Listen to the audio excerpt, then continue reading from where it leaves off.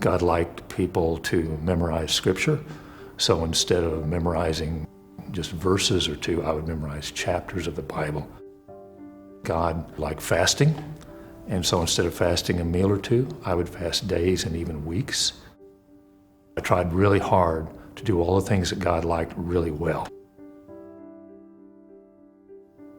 During a 6-month lapse in insurance, my wife was diagnosed with cancer. We had 4 children still at home, and I had a business to run and no way to pay the bills. We ended up losing our business, taking all the money that we had to try to pay for medical bills, and Beth continued to get worse and worse. The last 2 to 3 months, I took care of her, kind of 24/7, because I just didn't want any other influences in that I couldn't predict. Clear up until she took her last breath, I was there. After Beth passed away, all I could think about was how I could keep consistency for my children. The 4 children that I still had at home were anywhere from the ages of 18 down to 9. And I thought about the impact that it was having on them, watching their mother decline and die. So I thought the least I can do is the most I could do right now, which was to provide a stable environment for them. I could be there as much as possible. When they got up, when they went to bed, that things would be as normal as possible for them because everything else was so out of control. I was doing everything in excess. The house couldn't be clean enough. I never ironed anything in my life, but I was obsessed with no wrinkles. You ever tried to iron pleats in a skirt? The chairs around the table had to be lined up perfect just so the kids could think there's order, and predictability. We leaned so much on our faith all during that time that our mom was alive that I couldn't trust God with some of these other things, my concern about the children and their environment. But I knew what I could do, so I did what I could do, and I did it as hard as I could, as excellent as I could, as thorough as I could. But as the days turned into weeks, it also began to wear me out. And then the worry started coming into it. It was like, I can't do enough. No matter how hard I work, no matter how much effort I put into it. I was feeling more and more exhausted, less and less hopeful as the days rolled on, and we were suffering financially. There wasn't hardly any money for food. The utilities were always in danger of being cut off. I just remember feeling like everything was so heavy, like all of life was so heavy, and I couldn't seem to get up and out of it. I was worn out all the time, weary all the time. Hope about things really changing in the near future, it wasn't around. I'd gotten a bill about the electricity being turned off, and I expected it to be turned off a couple of days prior to that, but I woke up and I remember looking at the lights because they were on, and I thought, oh, they'll probably turn the lights off today. And I remember hearing down deep in my heart, God talked to me like a dad, kind of like a firm, steady dad.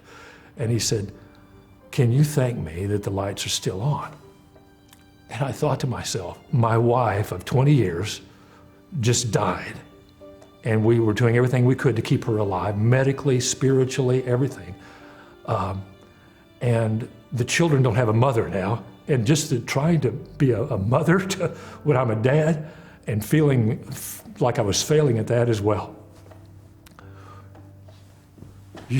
You're asking me to be grateful that the lights were still on? And I remember thinking that and having this inner discussion with God. And he said, Mark, can you thank me that the lights are still on? And I said, okay. I said, thank you that the lights are still on. And then he said, can you thank me that you're breathing? And so I thanked him that I was breathing. And when I did that, I felt this weight begin to come off of me, this oppression, this heaviness come off of me. And I thought, okay. So I started thanking him for everything I could think of. I remember getting in the shower, and the more I would thank him, the more the weight came off, and the more I felt hopeful. I came home that day. There was 11 sacks of groceries right in front of the front door. To this day, I don't know where it came from. That day was a turning point for me. While we had a lot to still overcome and a lot to do and a lot of unanswered questions, I realized that the door of gratitude was my door out of oppression, out of heaviness, out of being fatigued. It was my door to hope.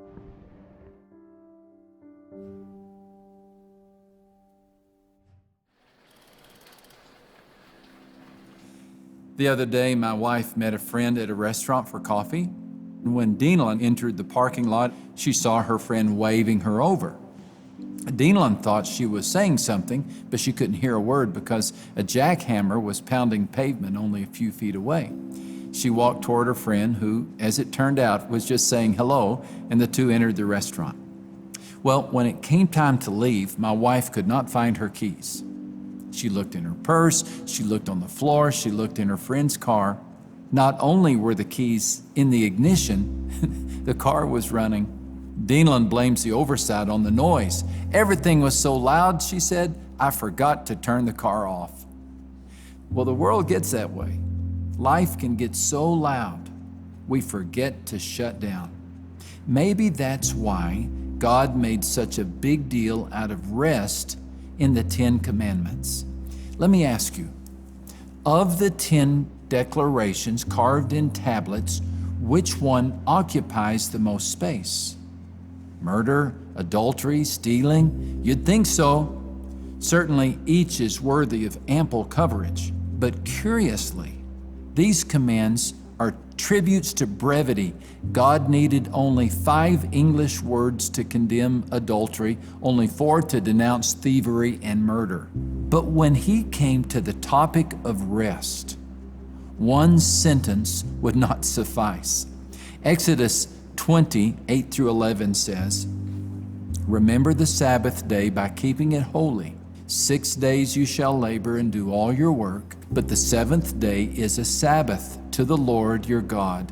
On it you shall not do any work, neither you, nor your son or daughter, nor your male or female servant, nor your animals, nor any foreigner residing in your towns. For 6 days the Lord made the heavens and the earth, the sea, and all that is in them, but he rested on the 7th day.